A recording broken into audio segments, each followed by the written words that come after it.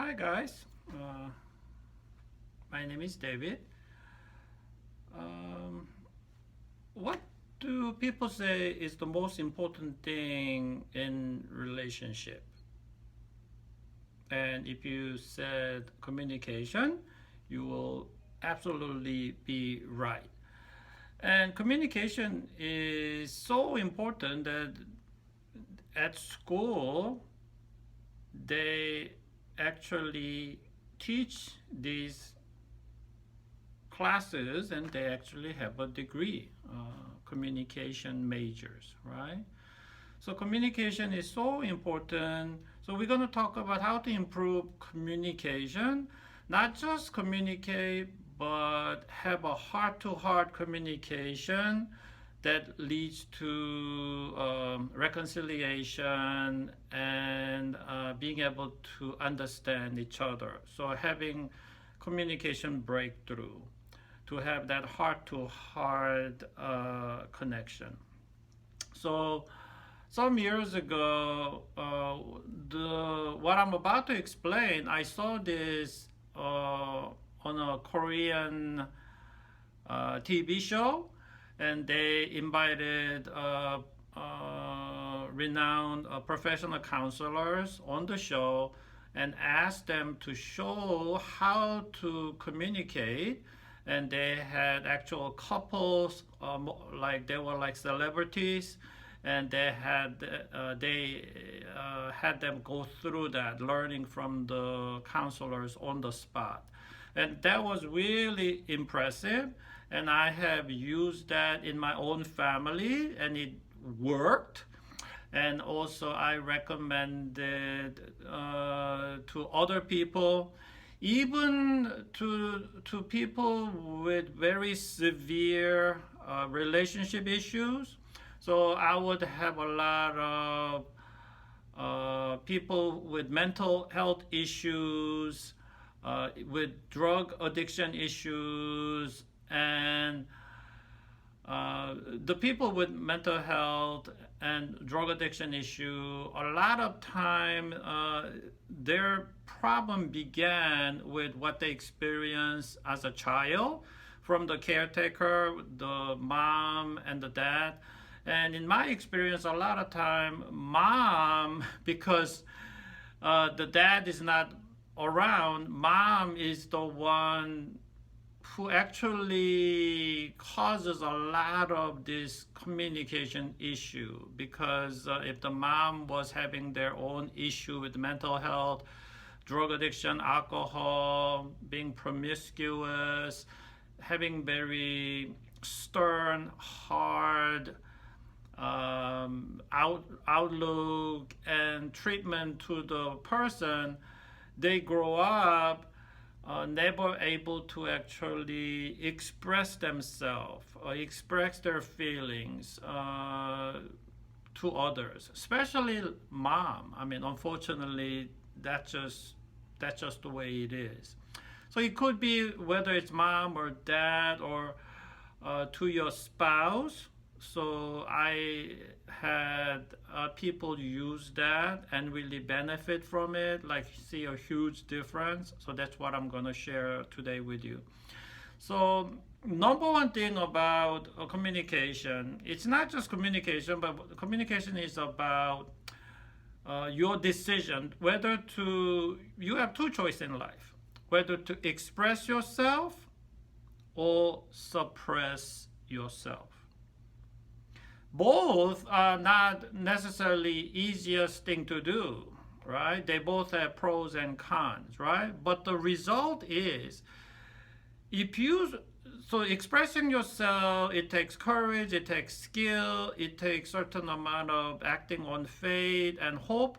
But then, so it's not easy. But then the alternative of not expressing yourself, suppressing yourself, you know what that's gonna do. Because one of the great book ever written in terms of self-help book, Seven Habits of Highly Effective People, written by Stephen Covey, right? COVEY. One of the thing that they talk about in that book is uh, p- people needing to be understood, number one. Okay. Number two, validated. Number three, appreciated. So if you do not express yourself, there's no way. I mean, yeah, you have fear and anxiety and all that, but then if you suppress yourself, there's no way you can be understood. If you don't communicate your feeling, your thinking to other people, there's no way you will be validated. There's no way you can be appreciated, right? And it just makes everything worse. You will feel more helpless. You feel like things are hopeless. It it just it doesn't get much ugly than that to go through those experiences and the feelings. So we gotta express ourselves, and take the chance of and allow other people to respond to your communication and allow them to be able to do that rather than making up our own mind and say, oh, she will never be able to listen to me. And of course, you say, my mom, for example, like mom, okay, she never listened to me. She always get mad at me. She always like criticizing me. She always puts me down. Yeah, you're not wrong. Yes, that happens so much in this world, right? But then it's because if we work on our communication skill, control the phrases we use, and say it in certain way, it can make a whole lot of difference in terms of how other person respond to you. Okay, so that's what we're going to be talking about. Okay, so here we go.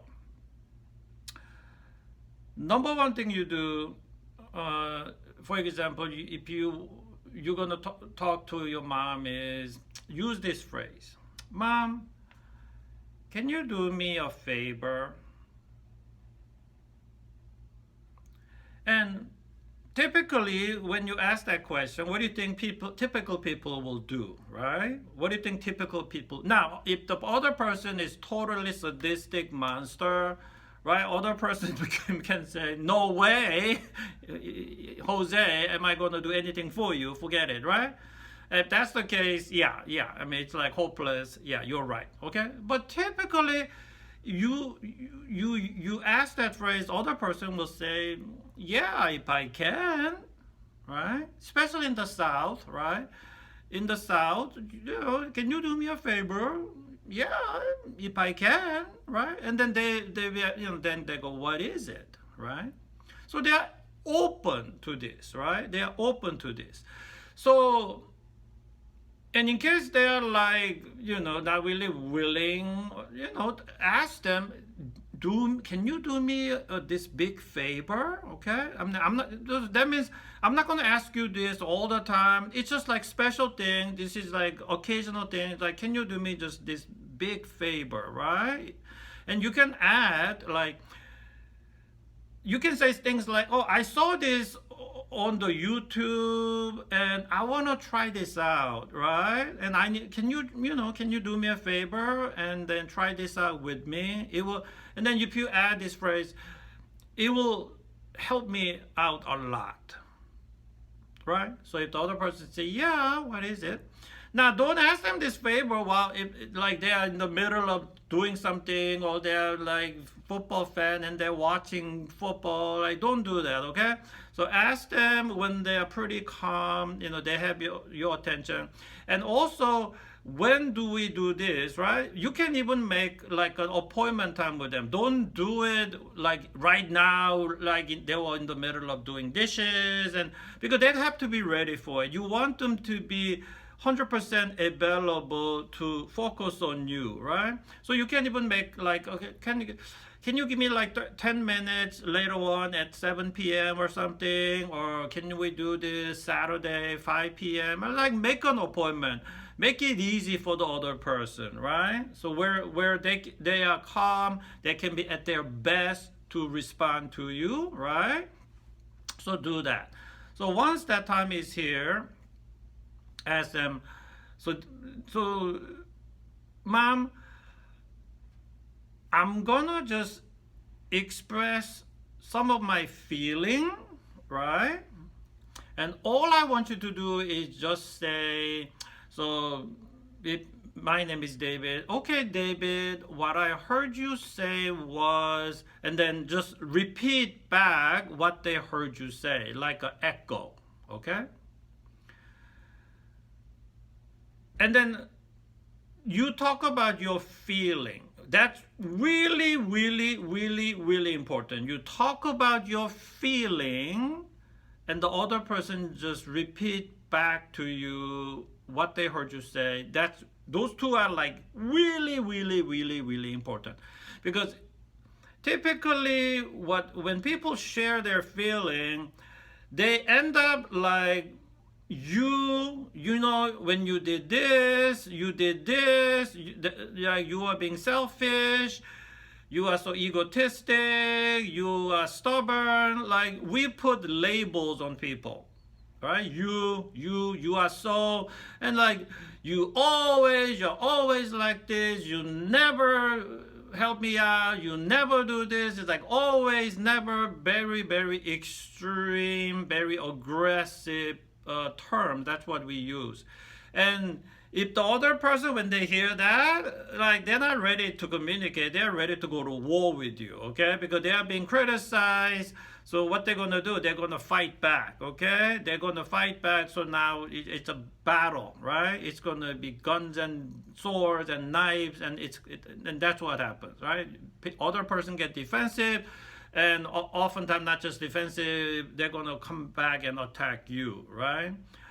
So that's how communication breaks down, because when you go you, and then you accuse them, you make accusations, and then that's what.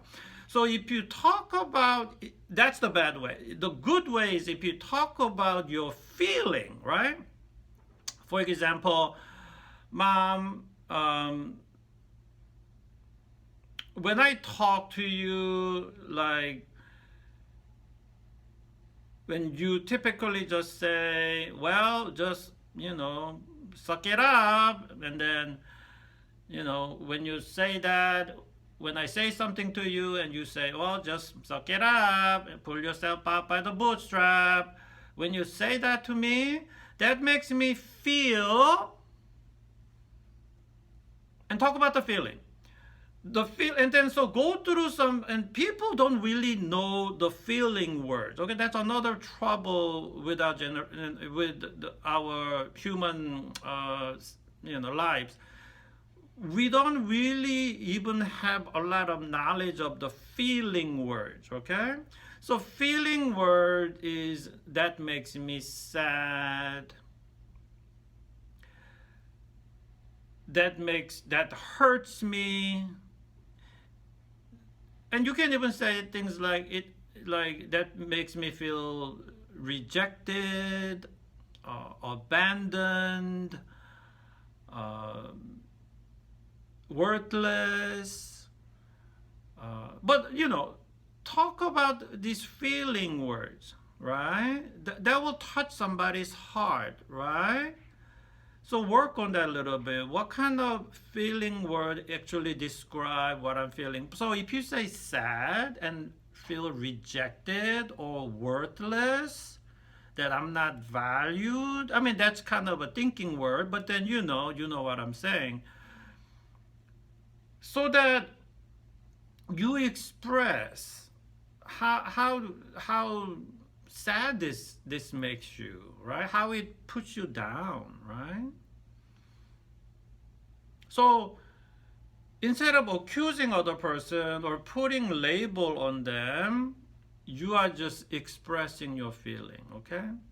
So here's the thing, unless we're like sadistic monsters, typically human beings, they don't like to hear somebody being sad, okay? Somebody being hurt, okay? We don't like that. I mean, if we can help it, we don't want to cause somebody to be sad or hurt or things like that, right?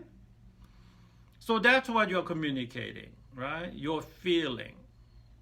Okay, so that they feel like they feel you, right? That they feel you, right? So that opens up a way for them to have like either sympathy or empathy. And here's another thing, like people say, oh, I don't want people to feel sorry for me. Oh my gosh, like you think like that, I mean, you're gonna it's gonna things are gonna get ugly when you think like that, because for you to like deny your feelings, because when you say I don't want people to feel sorry for me, instead of trying to communicate and open yourself up to people, you are, because of your fear, because of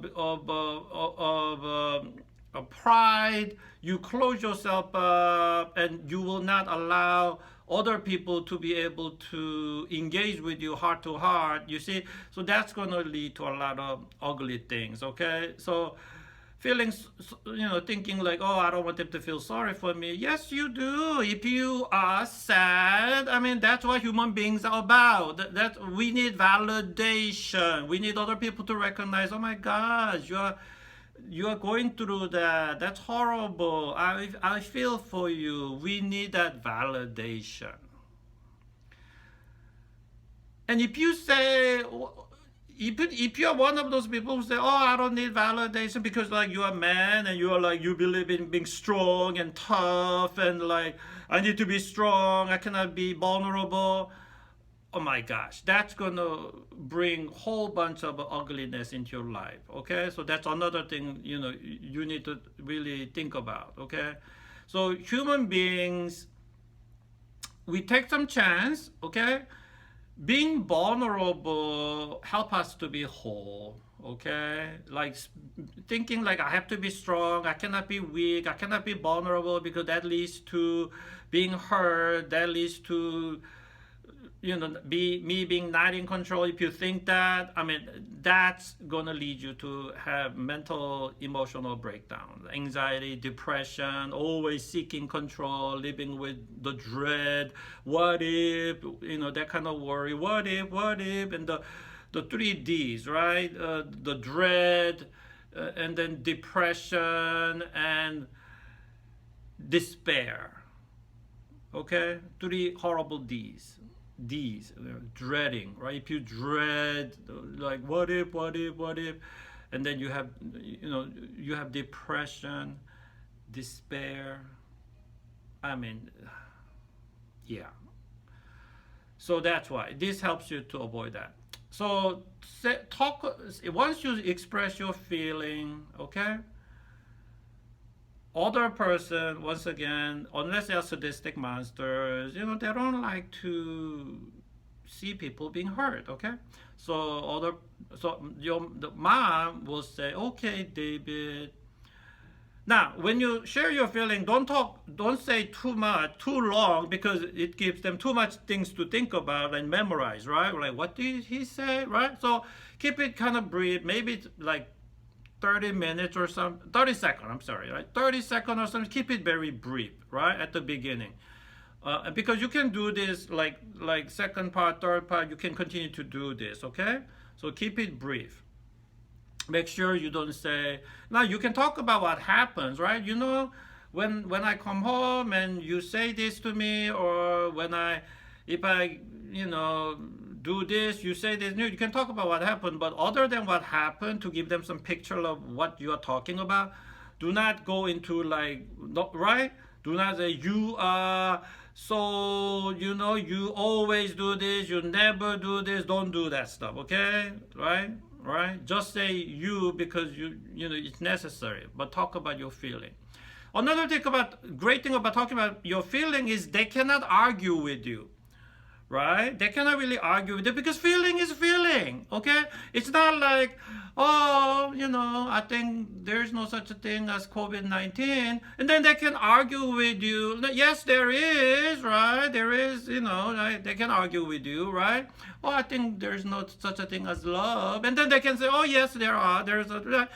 So they can argue with you, right? But the feeling, they cannot argue with you because it's fact. You feel it, right? You feel this, right?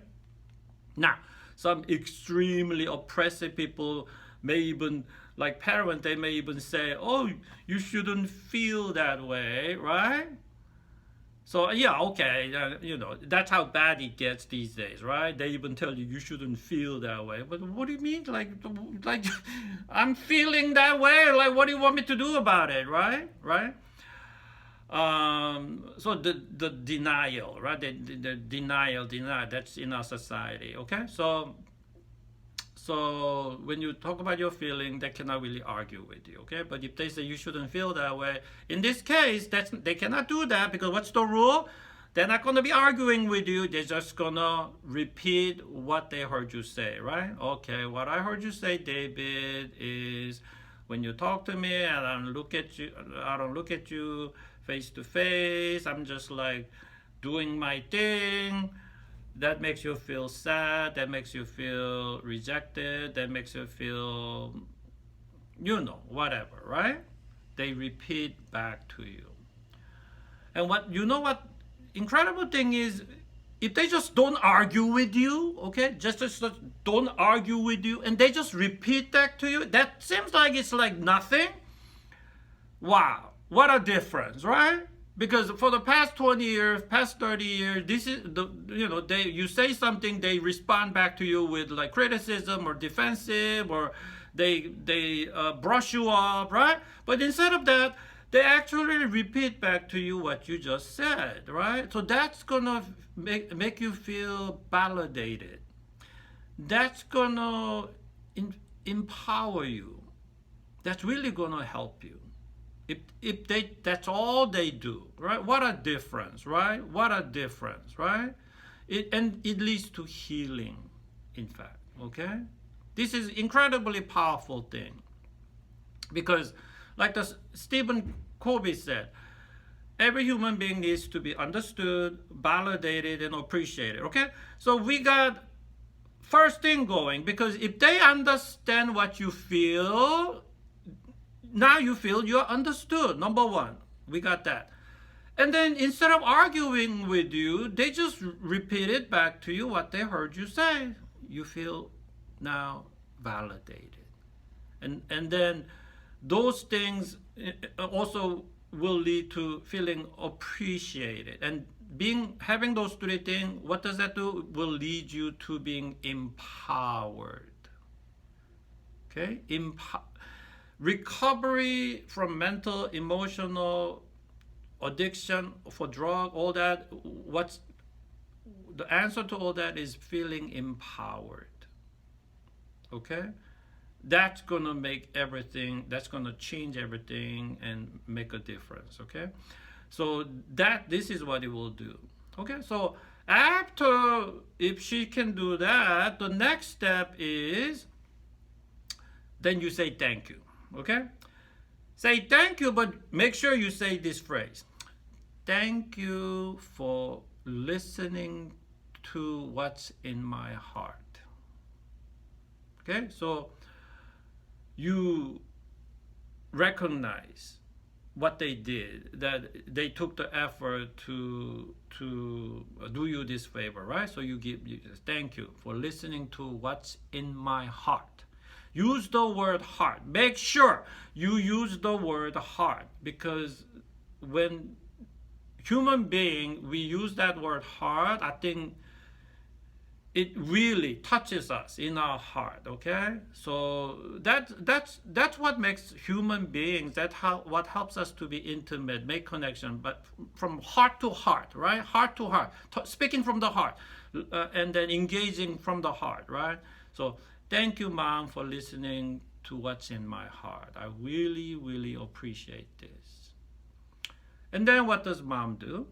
So this is, you gotta let her know in advance this is what she's gonna do, and you need to write it down on a paper or something and make it easy so she can follow, because at the beginning, like she may not know what do I do next, right? Because we never done this before. Okay, this is like brand new. Okay. So expect some like slow going, right? Expect some confusion. What do I do? What do I do? Right? So write it down, right? Write it down where she can kind of follow this like a script. Hey, even if a president of the United States reads it from the script, right? Like why not? We need to use the script too, right? And then once you say thank you, right?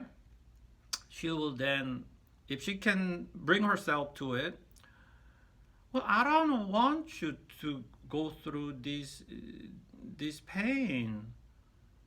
What can I do to help? Or what can I do differently to help you? Right?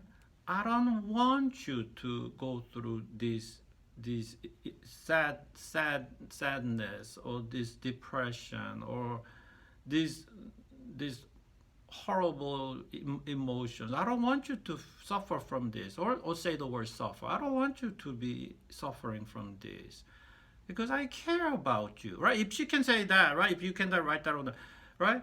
Because I care about you. What can I do to help, right?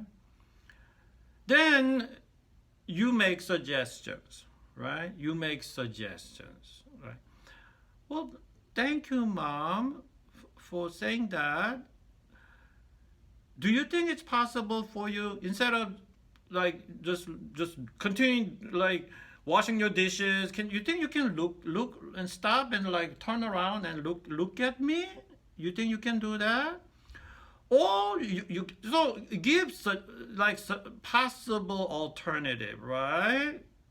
In case, for example, if she comes home late, right? If, for example, right? Like your wife and then your husband comes home late, right? And then he said, "What can I do to differently to help?" And then so if he comes late, like 1 o'clock in the morning, you can make suggestions. Well, do you think you can come like before midnight, or do you think you can come before 11 p.m., or do you think you can come like 9 o'clock, right? Or do you think like one time out of the week you think you can come early, right? So give some alternative, okay? Here's the thing, a lot of people like they don't even know what they want other person to do differently, right? And that can happen too. So you have to think about it, right? What is it that I want them to do differently, right? So give alternative. And then so they have like choices. So they feel it's not like you tell them, okay, you must do this, and they feel the pressure, right? No, it feels like I have choices, right? Because you give them alternative. You're gonna minimize the pressure, right? You're gonna maximize their ability to meet you halfway, right? And then so once you give the suggestion, mom will say, she can say following thing. If she's ready, like to do one of them right there, she can say, okay, let me work on number 3, right? Or if some of them, they are all kind of difficult. If she can say this, at least it's going to help a lot, okay? Okay, let me think about that and get back to you. Or she can say, okay, let me give some thought to these things and I'll get back to you, right? Or she can say, you can say, like, I like this phrase in every situation. Okay, let me consider it and get back to you, right? For example, like if you have a hard time saying no to people, right? You say yes because of a pressure and need to please people, and then you regret it later. Just say this. In every situation, before you make a decision, just say, let me think about that and get back to you. Or let me consider that and get back to you. That fixes every problem. If you have problems saying no to people, okay, that's just extra bonus I threw in there for you, okay? Yeah. So if mom says, okay, let me consider that and get back to you. because she's gonna think about it. Okay, she's gonna meet you halfway. At least she's gonna think about it, consider it, right? Like what she can do. Will that make you feel better or worse, right? You know, definitely better, because she did not argue with you, she did not attack you, she's actually gonna consider what you said. That's as good as it gets. I mean, that's really pretty good, okay? Yeah. So, and the beautiful thing about this, right? And that's another thing you tell mom, like when you explain to her the structure of this, that the thing is, mom, you get to do it to me, okay? You get to share your feeling, and I'll respond with you, and then repeat back what you said. And so it's not you not I'm not just like you scratch my back, I'm gonna scratch your back too, right? Yeah, that's what's gonna happen, okay? So mom can do that, okay? And then you can listen to what you've been doing that has been hurting mom too, right? Like that made her feel less than whole, right? So you get to hear that too. And you get to validate her, and you get to say, okay, let me consider that, mom, and let me get back to you, right? Yeah, this is it. Okay, this is how to have heart-to-heart communication, how to have a breakthrough, okay? Breakthrough in communication, where you actually, like Stephen Covey said, we don't actually like listen to people. What we are doing is we pretend like we are listening, but we're just waiting for a chance to speak our mind, right? That's what we are doing. Like while we are listening, we are actually, all we are doing typically is like we're just thinking about what I'm gonna say as soon as I get a chance to, right? Like jump into that break, okay? We don't really listen, right? So when you repeat back to other person what you heard, it's gonna help you to clarify, did I really hear you correctly, right? Because a lot of time there's that interpretation, we don't really get the true message, right? Because we assume, we paraphrase, we are interpreting what other person say. So repeating back, okay, that's like really, really, really essential, right? To get the accurate information and to offer validation, right? Yeah, that's why. So I call this a tissue box technique, because when the counselors were showing this on that in the TV show, they actually had a person hold like a volleyball, right?